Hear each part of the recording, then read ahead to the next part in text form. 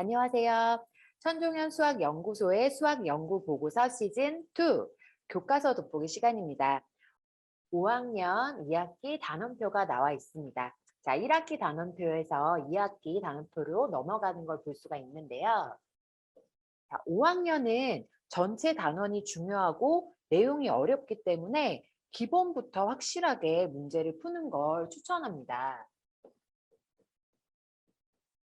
자, 기본 문제가 가장 중요하다고 볼 수 있습니다. 개념을 아이들이 잘 이해를 해야 그 다음에 이어지는 응용, 심화 문제도 풀 수 있기 때문에 5학년부터는 내용도 어려워져서 개념을 확실하게 익혀야 문제를 푸는데 어려움이 없습니다. 자, 그래서 어렵게 많이 생각하는 학생들이 있다면 다시 기본 문제집을 풀어서 개념을 확실하게 짚고 넘어가는 게 좋고, 혹시 또 5학년 1학기가 미흡하다면 1학기를 다시 공부해도 좋습니다. 자, 그래서 공부에 빈틈이 이제 생기지 않도록, 그래서 5학년부터는 정말 이제 공부해야 할 때이기 때문에 문제를 많이 풀어야 됩니다. 그래서 중요 개념도 많이 나오고 중등과 연결이 많이 되기 때문에 놓치는 부분 없이 꼼꼼하게 챙기시기를 바랄게요. 그래서 기본 문제집을 꼭 뭐 한 권 풀어도 되고, 뭐 시간적인 여유가 된다면, 아니면 아이가 어려워한다면 두 권, 그리고 뭐 응용 문제집도, 그래서 다른 때보다 문제집을 조금 더 많이 풀면서 문제를 푸는 연습을 하는 게 중요합니다. 그래야 경험치가 올라가거든요. 5학년 2학기 내용을 한번 살펴볼게요. 자, 일단은 수의 범위와 어림하기. 자, 그래서 어림하기, 뭐 어림하기는 어렵지 않다고 생각할 수 있지만 나중에 그 6학년 때 그 소수의 나눗셈에 이제 뭐 소수 첫째 자리까지 반올림 하세요, 이런 문제들이 나오기 때문에 연결이 돼요. 그래서 1단원을 확실하게 익혀야 나중에 6학년도 편해진다라는 거. 그리고 분수의 곱셈을 4학년 때 했어요. 하지만 조금 더 올라가서 자연수 곱하기 분수, 분수 곱하기 분수를 하게 됩니다. 그래서 연산을 확실하게 익힐 수 있고요.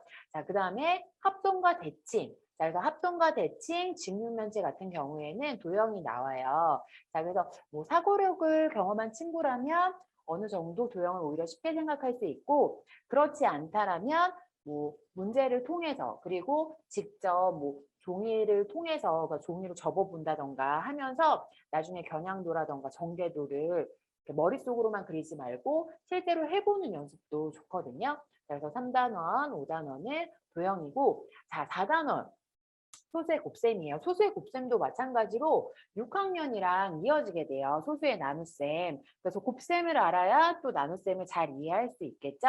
자, 그래서 그 분수의 곱셈과 소수의 곱셈은 나중에 6학년 연결도 되고, 그 다음에 중요하기 때문에 연산 실수 없이 문제를 많이 푸는 연습이 필요합니다. 자, 그리고 마지막에 이제 평균과 가능성인데, 자, 평균과 가능성은 내용 자체는 많이 어려워하진 않지만 평균은 계산이 많이 힘들어요. 그래서 계산이 조금 크고 소수 자리까지 나오기 때문에 개념을 잘 이해를 했으면 계산까지, 그래서 이제는 실수 없이, 이제는 실수를 줄여야 된다는 거. 그래서 이제는 실수 없이 꼼꼼하게 문제를 푸는 게 중요한 학기가 되겠습니다. 그래서 5학년 2학기 내용 중에서 모든 단원이 중요하지만 그중에서 1단원과 3단원을 통해 수와 도형을 함께 공부해 보겠습니다.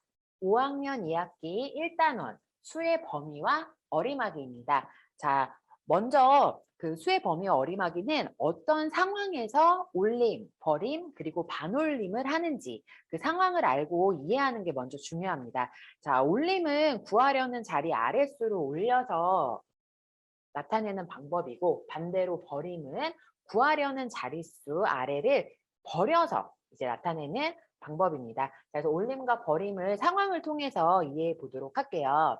자, 올림 문제인데요. 문구점에서 색종이를 묶음으로 팔고 있대요. 자, 그런데 지금 색종이는 1285장이 필요해요. 자, 만약에 그냥 산다면 1285장을 사면 돼요. 자, 그런데 만약에 10개 묶음이다. 자, 10개 묶음이면 이 5개는 살 수가 없겠죠. 하지만 우리는 이 5개가 필요해요. 자, 그래서 어떻게 해야 할까요? 네, 올려줘야 돼요. 자, 올려주는데 여기서 중요한 문제의 핵심적인 최소가 있어요. 자, 물론 10,000장을 살 수 있어요. 1285장이 필요하니까 더 많이 살 수 있지만 여기서는 1285장에 근접하면서 최소 필요한 그 색종이의 장수를 물어봤기 때문에 1285장에 근접한 10개 묶음을 한번 찾아볼게요. 자, 그러면 올려줬죠? 자, 올려줬으니까 1280을 사면 부족하게 돼서 어떻게 되죠? 90이 돼요. 자, 그래서 10개 묶음으로 판다면 1290장을 사야 돼요. 최소. 자, 이번에는 100개 묶음을 한번 볼게요. 자, 그러면 100개 묶음이면 자, 85장이 필요해요. 하지만 85장만 살 수가 없죠. 그래서 마찬가지로 어떻게 하죠? 올려줘야 돼요. 자, 그래서 100개 묶음이기 때문에 1300을 살 수가 있어요. 100 묶음 단위이기 때문에 뒤에는 저절로 0이 되겠죠. 자, 이번에는 1000개 묶음이에요. 자, 그러면 1000개 묶음으로 사게 된다면 285장만을 살 수가 없어요. 그런데 285장이 필요하기 때문에 다시 올려줘야 돼요. 자, 그러면 2000장을 살 수가 있어요. 자, 그래서 1000개 묶음이 됐을 때는 뒤에가 저절로 0이 되겠죠. 자, 그래서 최소 몇 장을 사는지. 그래서 이런 상황 때문에 우리가 올림을 배우는 거구나. 그래서 10개 묶을 때, 100개 묶을 때, 1000개 묶을 때 묶음에 따라서 사는 장수가 이렇게 달라지는구나라는 걸 알 수 있어요. 그래서 상황을 먼저 이해를 하고 그리고 나서 100의 자리까지 올림하세요. 10의 자리까지 올림하세요. 그 문제를 우리가 이해를 하면서 풀 수가 있어요. 자, 이번에는 버림을 한번 볼게요. 자, 사과 2739개를 묶음으로 상자에 담는데요. 자, 그래서 2739개예요. 자, 만약에 10개를 묶어서 이제 한 상자에 담아서 판다고 한다면 자, 팔 수 있을까요? 10개 묶음이기 때문에 팔 수가 없어요. 우리가 9개만 넣어서 팔 수가 없겠죠? 그래서 어떻게 해줘야 되죠? 버려야 돼요. 그래서 2730까지는 할 수 있지만 9개는 한 상자에 10개가 안 되기 때문에 버려주니까 0이 돼요. 자, 이번에는 100개 묶음을 한번 볼게요. 자, 100개 묶음. 이번에 한 상자에 100개씩 묶음돼요. 자, 그러면 한 상자에 100개씩 넣게 되면 자, 마찬가지로 여기 이렇게 39개는 100개로 묶이지가 않아요. 자, 그래서 2700까지 하고 나머지는 어떻게 하죠? 버리는 거예요. 그래서 버렸다는 표시로 우리가 0을 쓸 수 있겠죠. 그래서 2700개까지는 팔 수 있지만 나머지 39개는 팔 수가 없어요. 자, 그러면 이번에 1000개 묶음을 한번 볼까요? 자, 1000개 묶음을 739개를 묶어서 팔 수가 없어요. 왜? 1000개가 안 돼서. 그러면 우리는 2000개만 팔 수가 있겠죠. 자, 그래서 그 버림 같은 경우에도 어떤 상황이 되는지, 그래서 10개 묶음, 100개 묶음, 1000개 묶음에 따라서 숫자들이 달라질 수 있다는 걸 확인할 수 있고 이런 상황을 통해서 우리가 올림과 버림을 배운다는 걸 알 수 있어요. 이번에는 반올림을 한번 같이 보도록 할게요. 자, 반올림은 이름에서도 약간 힌트가 보이죠? 자, 반만 올리는 거예요. 자, 그래서 어떤 상황인지 한번 볼게요. 자, 반올림 같은 경우에는 자, 0, 1, 2, 3, 4일 때는 버림을 이용하고요. 5, 6, 7, 8, 9 이때는 올림을 이용을 해요. 그래서 수직선으로 한번 확인을 해보도록 할게요. 자, 우리 반 학생은 28명이래요. 자, 28명은 약 몇십 명이냐고 할 수 있네요. 자, 그럼 약 몇십 명이라고 할 수 있습니까? 라고 물어봤는데요. 자, 28명은요. 자, 수직선에서는 여기에 위치해요. 자, 그런데 지금 10단위로 물어봤죠. 그럼 10단위로 물어봤으면 가장 가까운 10단위가 어떻게 되죠? 약 30명이라고 할 수 있어요. 자, 그래서 28명 같은 경우에는 30에 가깝죠. 만약에 23명이다. 자, 그러면 어디에 가깝죠? 20에 더 가깝죠. 자, 그래서 우리가 20에 더 가까운 수인지 30에 더 가까운 수인지 나눴어요. 자, 그래서 0, 1, 2, 3, 4일 때는 버려서 20에 가깝고 그러니까 23일 때는 자, 0, 1, 2, 3, 4 중에 3이 되니까 버려주는 거예요. 그래서 20에 가깝고 그 다음에 아까 28명 같은 경우에는 5, 6, 7, 8, 9 숫자니까 올림이 되겠죠. 자, 그래서 30명에 더 가깝다. 자, 그래서 반을 나눠서 버림과 올림을 할 수 있고 5, 6, 7, 8, 9가 올림을 하는 수로 해당이 돼요. 그래서 반올림 같은 경우에는 어디에 더 가까운지, 우리가 어디에 더 가깝게 몇십 명이라고 실제적으로 어림을 해서 얘기를 할 수 있는지. 자, 그래서 반올림이 나왔고 밑에 문제를 한번 풀어볼게요. 자, 음료수 1382개가 있어요. 자, 그런데 반올림이에요. 자, 물론 올림, 버림도 할 수 있겠지만 지금 문제에서는 반올림이라고 했으니까 반올림을 잘 기억을 해야 돼요. 자, 그리고 문제에서 10의 자리까지, 여기에서는 10의 자리, 문제가 똑같아 보이지만 다르죠? 100의 자리까지 나타내래요. 자, 그래서 국어적인 표현도 중요한데 10의 자리까지 나타내라고 했어요. 자, 그러면 1382개가 있어요. 자, 1382개가 있는데 10의 자리까지만 나타내는 거예요. 그럼 10의 자리까지만 나타내는 거면 그 아래에서 우리 숫자를 올림하거나 버림을 해서 10의 자리까지 나타내 주는 거예요. 자, 그러면 그 아래 숫자가 2니까 0, 1, 2, 3, 4 어떻게 한다고 했죠? 버려준다라고 했죠? 버려주니까 1308이고 버려서 이렇게 1380개가 돼요. 이번에는 반올림에서 100의 자리까지 나타내는 거예요. 자, 그러면 똑같이 한번 1382인데 문제는 100의 자리까지 나타내는 거예요. 자, 그래서 100의 자리까지인데 그 다음에 10의 자리 숫자가 8이죠. 자, 8이면 5, 6, 7, 8, 9 올림에 해당하는 숫자예요. 올림에 해당하는 숫자니까 어떻게 되죠? 1400개.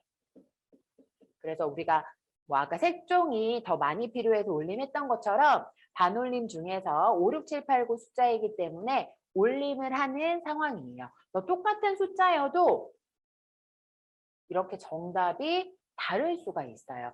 정답이 다를 수 있기 때문에 문제를 정확하게 잘 봐야 돼요. 일단 올림인지 버림인지 반올림인지 그리고 어느 자리까지인지 그 자리까지 나타내는 거기 때문에 그 자리까지 숫자를 우리가 표현을 하고 그 다음에는 0으로 만들어준다라는 거. 그래서 5, 6, 7, 8, 9, 0, 1, 2, 3, 4를 기준으로 할 수 있어요. 그래서 처음에는 아이들이 조금 어렵게 느끼는 친구들도 있겠지만 문제를 많이 풀어보면서 그 정확하게 국어적인 표현을 같이 보면서 풀다 보면 쉽게 이해를 하고 풀 수 있어요.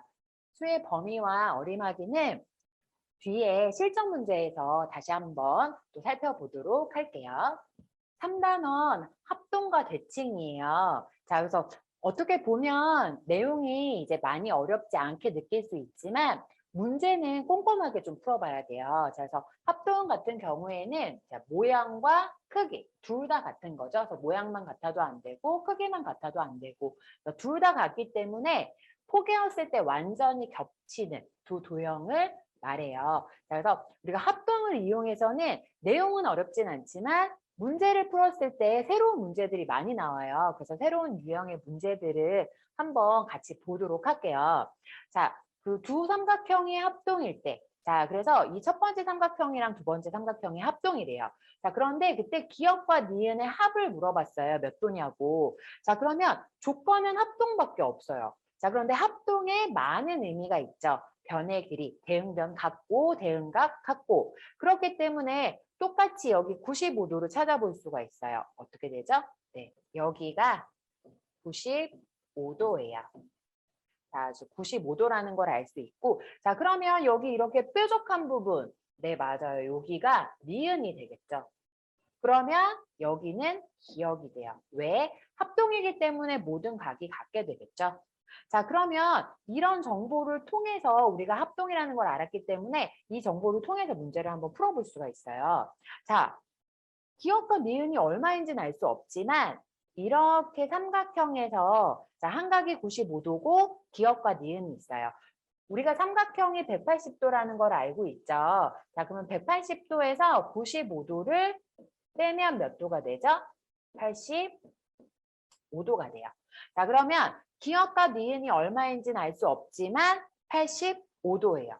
두 개를 더한 게. 이거와 이거. 그런데 문제에서도 마찬가지로 얘하고 얘를 더하라고 했죠? 그러면 기역이 똑같이 이 기역과 같기 때문에 정답은 185도라는 걸 알 수 있어요. 그래서 합동 조건을 통해서 우리가 어디 각과 어디 각이 같다라는 거를 찾을 수 있기 때문에 기역과 니은이 정확하게 몇 도인지는 몰라도 합이 몇 도인지는 알 수 있어요. 그래서 이렇게 합동을 이용해서 문제를 풀어볼 수가 있어요. 자, 옆에 이번에는 종이 접는 문제인데요. 이제 우리가 응용이라던가 심화 문제를 풀다 보면 종이를 접어서 나타내는 문제가 많이 나와요. 자, 그래서 이 문제가 합동이랑 어떻게 연결이 되는지 한번 볼게요. 자, 직사각형. 자, 직사각형이라는 말에 이미 힌트가 있어요. 어떤 힌트냐면 내각이 직각이라는 걸 알 수 있어요. 그래서 이렇게 각을 주지 않아도 직사각형이라는 말을 했기 때문에 네 각이 모두 직각이라는 걸 알 수 있어요. 자, 종이를 접었어요. 그럼 접었기 때문에 여기서 가장 중요한 거는 이 사각형과 그리고 이 사각형이 어떻죠? 합동이에요. 왜냐하면 접었기 때문에 같은 사각형이 되겠죠. 자, 같은 사각형이니까 여기 각은 당연히 기역이 될 거예요. 그래서 기역이 된다는 걸 알 수 있어요. 자, 그래서 기역이 몇 도냐고 물어봤어요. 그래서 두 사각형이 합동이고, 자, 요 옆에 보면 사각형이 360도이기 때문에 이렇게 사각형 보이시죠? 360도이기 때문에 여기 90, 여기 90, 자 그리고 180이죠? 그럼 여기 120이니까 여기는 60도가 돼요. 자, 그러면 이제 다 나왔어요. 일직선이 180이고 60도를 빼면 120인데 기역이 몇 개 있죠? 2개. 그래서 나누기 2를 하면 60도. 그래서 합동이라는 조건 때문에 우리가 각이 별로 힌트가 없어 보이지만 기역이 몇 도인지 구할 수가 있어요. 그래서 내용은 간단하지만 문제에서는 좀 응용된 문제들이 많이 나오기 때문에 그 내용을 잘 이해하고 문제를 많이 좀 풀어보는 게 가장 좋습니다. 그래서 문제를 많이 풀어보는 걸 추천드릴게요. 선대칭 도형과 점대칭 도형이 나와요. 그래서 내용은 많이 어려워하지는 않는데 그 선대칭, 점대칭을 아이들이 좀 헷갈려해요. 자, 그래서 뭐 문제를 읽었을 때 좀 헷갈리지 않도록 그리고 이 도형이 선대칭 도형인지 점대칭 도형인지 그거를 확실하게 문제를 보고 푸는 게 중요하고 자 똑같이 그림이 있지만 그 선대칭 도형과 점대칭 도형을 그리면 그림이 전혀 달라져요. 자, 그래서 한번 모눈 종이에서 한번 직접 그려볼게요. 그래서 직접 그려보면서 어떻게 되는지 본인이 확인을 하는 게 굉장히 중요하거든요. 그래서 지금은 그림을 그리면서 본인이 직접 확인을 해보는 것도 좋아요. 자, 먼저 왼쪽에 선대칭 도형이에요. 자, 그러면 먼저 점을 우리가 이렇게 찍어서 확인을 할 수 있고 이 선을 기준으로 그러니까 대칭축을 기준으로 선대칭 도형을 그릴 수가 있어요. 그래서 대칭축을 기준으로 반대쪽에 자, 점을 찍고 자, 마찬가지로 같은 거리만큼 점을 찍어서 그리고 나서는 이렇게 이어줄 수 있죠. 그래서 친구들은 이제 자로 이렇게 이어서 선대칭 도형을 완성할 수가 있어요. 그럼 선대칭 도형을 완성하고 나서 어떤 특징이 있는지 살펴보는 거예요. 자, 그럼 선대칭 도형 같은 경우에는 대칭축을 기준으로 길이가 같죠. 왜냐면 접었을 때 겹쳐지려면 길이가 같아야 돼요. 그래서 여기 길이가 같고 그리고 대칭축과 이렇게 대응점을 이은 선분이 90도로 만나요. 그래서 90도로 만난다라는 특징이 있어요. 자, 이번에는 점대칭 도형을 한번 해볼게요. 점대칭 도형은 여기 점이 있죠. 그래서 점을 기준으로 180도. 그럼 180도 돌렸기 때문에 180도 돌아가야 돼요. 이 점들이. 자, 그래서 이 점을 기준으로 180도 돌아가야 되기 때문에 반대쪽에 이렇게 점을 그릴 수 있고 마찬가지로 180도 돌아가기 때문에 이렇게 점을 찍을 수가 있어요. 그럼 점을 찍고 나머지 이렇게 이어주게 되면 선대칭 도형과는 전혀 다르게 되죠. 전혀 다른 특징이 있다라는 거. 하지만 점대칭 도형도 마찬가지로 서로 대응점까지의 거리는 같다. 하지만 뭐 아까 선대칭 도형처럼 뭐 수직이 있다거나 그렇지는 않아요. 그리고 그림도 전혀 다르죠. 그래서 선대칭 도형, 점대칭 도형은 내용 자체는 어렵지는 않지만 이제 문제를 풀 때 이게 선대칭 도형인지 점대칭 도형인지 헷갈릴 수가 있기 때문에 문제를 조금 꼼꼼하게 자, 이제부터는 꼼꼼하게 읽으면서 실수를 줄이는 게 중요하기 때문에 꼼꼼하게 읽고 이게 어떤 도형인지 확인을 하면서 문제를 푸는 게 중요해요. 자, 그래서 5학년 2학기에서 1단원이랑 3단원을 한번 같이 살펴봤는데요. 다른 단원들도 다 모두 중요해요. 5학년부터는 조금 이제 개념이 새로운 것도 많고 어려워지기는 하지만 이제 5학년 2학기, 1학기를 잘 공부하고 5학년 2학기에서부터는 공부를 정말 해야 할 때이기 때문에 문제를 많이 풀어보고 아까 이제 처음에 말씀드렸던 것처럼 개념을 모른다. 그러면 기본 문제집을 확실하게 푸는 게 더 중요하기 때문에 기본 문제집은 적어도 꼭 한 권은 자기가 확실하게 다 풀었다라고 얘기할 수 있으면 좋겠고 그리고 응용이나 심화 문제 같은 경우에는 문제를 많이 풀어볼 수 있기 때문에 문제를 많이 풀어보면서 연습을 하는 게 좋습니다. 오늘은 5학년 2학기를 같이 살펴봤고요. 5학년 2학기 내용 잘 이렇게 이해해서 문제 많이 풀어보시기를 바랄게요. 감사합니다. 안녕하세요. 수학 연구 보고서 시즌2 교과서 돋보기 시간인데 자, 5학년 2학기에 관한 실전 문제를 한번 보도록 할게요. 자, 먼저 1단원 수의 범위와 어림하기를 먼저 볼게요. 자, 개념은 뭐 이상, 이하, 초과, 미만 배우고 올림, 버림, 반올림 배우는데 이제 실제로 문제로 가게 되면 아이들이 좀 실수를 많이 하고 문제를 많이 풀어봐야 되거든요. 그래서 문제를 통해서 같이 한번 보도록 할게요. 자, 우리 학교 학생들이 모두 소풍을 가려면 45인승 버스가 적어도 12대 필요하대요. 자, 여기서 적어도 최소 12대 필요하다고 나와 있는데 몇 명인지는 알 수가 없어요. 그래서 학교 학생 범위를 우리가 찾아줘야 돼요. 몇 명 이상, 몇 명 이하인지. 자, 그러면 적어도 12대가 필요하기 때문에 자, 먼저 45 곱하기 12를 할 수 있겠죠? 자, 그럼 45 곱하기 12를 하니까 540명.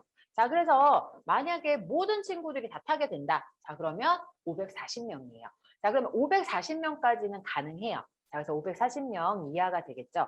하지만 적어도 그러면 그 마지막 한 대에는 덜 탈 수도 있어요. 자, 그러면 11대까지는 가득 찼다고 한번 생각을 해볼게요.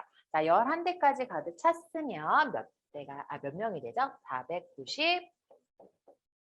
495명이 돼요. 자, 그러면 11대는 495명이 돼요. 자, 그러면 495명인데 495명일 때는 11대로 충분해요. 그러면 적어도 12대가 필요하다라는 건 한 명이 더 있다라는 거죠. 자, 그래서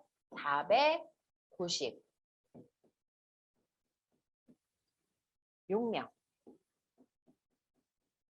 이상, 그 다음에 540명 이하가 되겠죠. 문제는 간단해 보이지만 숫자를 우리가 잘 살펴봐야 된다는 거. 그래서 최대 540명까지 가능하고 그 다음에 이렇게 탔어요. 탔지만 한 명이 더 적어도 있어야지 버스 한 대가 더 필요하기 때문에 495명이 아니고 496명이라는 거. 그런데 만약에 이걸 초과와 미만으로 바꾸게 되면 답이 달라져요.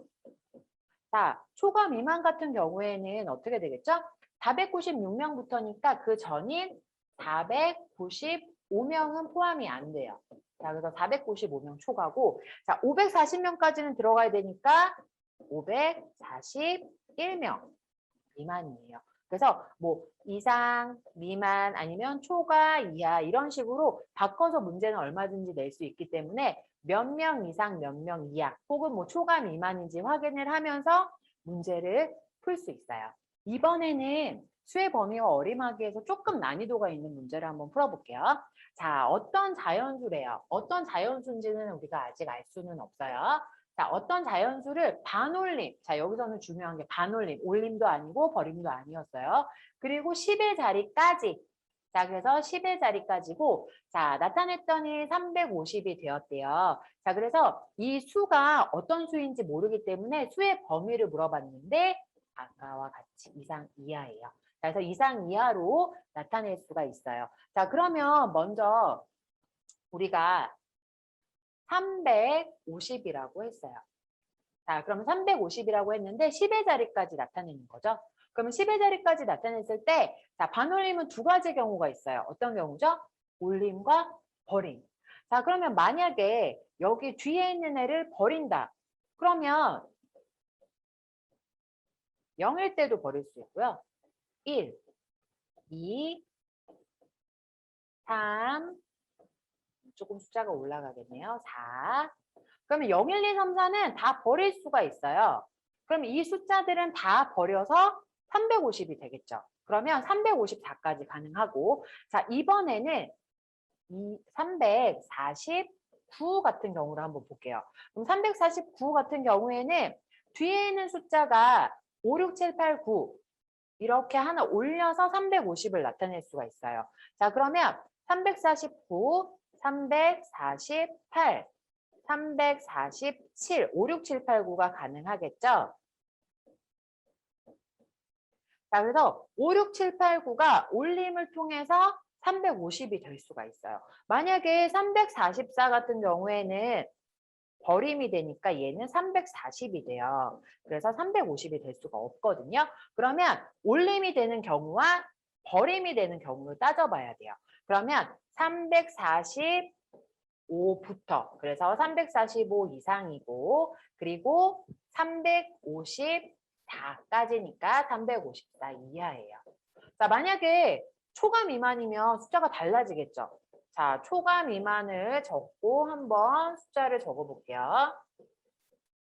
자, 345. 자, 345 같은 경우에는 345를 포함해야 되기 때문에 그 전인 344 초과고, 자, 354가 꼭 들어가야 돼요. 그러니까 355 미만으로 바꿀 수가 있어요. 뭐 이상, 미만, 초과, 이하 뭐 여러 가지로 물어볼 수 있기 때문에 답을 하나 찾으면 그 답이 문제를 보고서 달라질 수 있다라는 거. 그래서 우리가 문제를 정확하게 봐야 한다는 거. 그래서 이렇게 우리가 배운 걸 가지고 실제적으로 정말로 수의 범위를 찾아주는 거예요. 그래서 이렇게 찾을 수 있을 때까지가 완성이기 때문에 이런 문제들까지 연습을 해보는 게 필요합니다.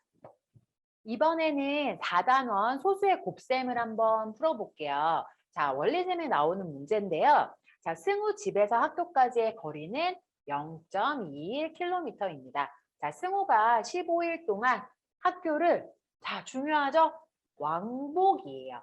자, 그래서 우리가 숫자를 보는 것도 중요하지만, 자, 이제부터는 이제 국어적인 표현도 중요하기 때문에 독서가 중요하다고 했잖아요.